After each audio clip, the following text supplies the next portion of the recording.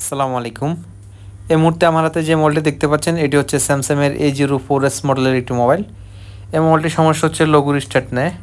অর্থাৎ মোবাইলটি চালু হবে এমন পর্যায়ে গিয়ে কিন্তু মোবাইলটি রিস্টার্ট নেয়, মোবাইলটি পুরোপুরি চালু হয় না। সাধারণত এই ধরনের সমস্যাগুলো সফটওয়্যার থেকে বেশি হয়ে থাকে, কিন্তু স্যামসাংয়ের ক্ষেত্রে যেহেতু এটি সেকেন্ড লোগোতে গিয়ে রিস্টার্ট নেয়, তাই এটি হার্ডওয়্যার থেকে হওয়ার সম্ভাবনাই বেশি। এই মোবাইলটিতে পূর্বে ফ্ল্যাশ করে দেখা হয়েছে, তারপরেও কিন্তু এই সমস্যাটি সমাধান হয় নাই। এই মুহূর্তে আমরা দেখানোর চেষ্টা করব এই সমস্যাটি আসলে কিভাবে সমাধান করা যায়। আমরা মাদারবোর্ডটিকে মোবাইল থেকে খুব সুন্দরভাবে খুলে নিয়েছি। এই মুহূর্তে আমরা মোবাইলটি চেক করে দেখব এটি সমস্যাটি আসলে কোন জায়গা থেকে। আমরা প্রথমে এটা যে বাক্যগুলো আছে এগুলোকে ভালোভাবে মেপে দেখব সবগুলোর ভোল্টেজ ঠিকমতো আছে কিনা।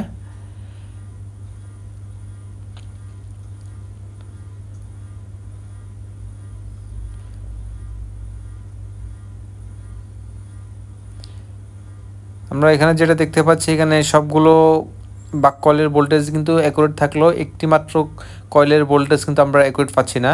এটির ভোল্টেজটা ফ্ল্যাকচুয়েশন করতেছে, অর্থাৎ ভোল্টেজটা আপ ডাউন করতেছে, কখনো বেশি কখনো কম এমন হইতেছে। আমাদের মোবাইলের যে সমস্যাটা এটি কিন্তু এই ভোল্টেজের কারণেও হতে পারে।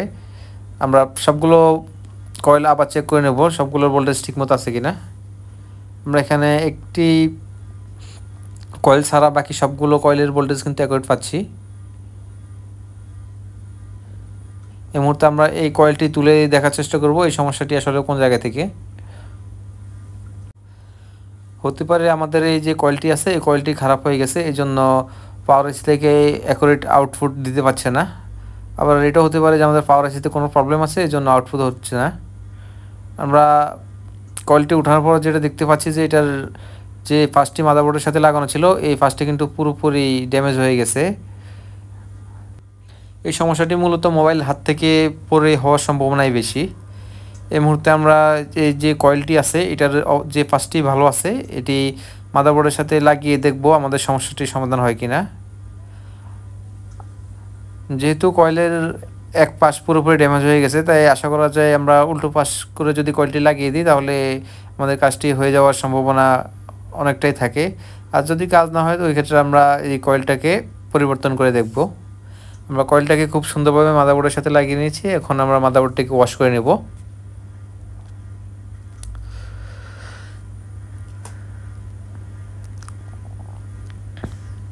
আমরা পুরো মাদারবোর্ডটিকে খুব ভালোভাবে ওয়াশ করে নিয়েছি। এখন আমরা মাদারবোর্ডটিকে মোবাইলের সাথে সংযোগ দিয়ে দেখব আমাদের সমস্যাটির সমাধান হয়েছে কিনা। আশা করা যায় আমাদের এই যে সমস্যাটি ছিল, অর্থাৎ মোবাইলটি সেকেন্ড লোগোতে গিয়ে রিস্টার্ট নিত, এই সমস্যাটি সমাধান হয়ে যাবে। আর যদি সমস্যা সমাধান না হয় আমরা পরবর্তীতে পরের স্টেপে কাজ করার চেষ্টা করব।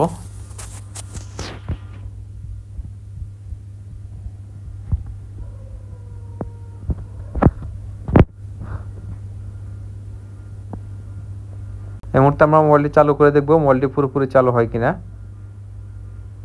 আমাদের মোবাইলটিতে চার্জ ছিল না, তাই আমরা মোবাইলটিকে চার্জার লাগিয়ে অন করার চেষ্টা করতেছি।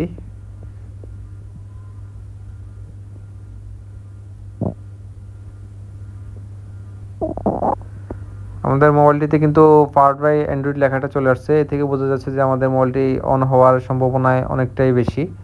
আমরা মোবাইলটি চালু হওয়ার জন্য একটু অপেক্ষা করব।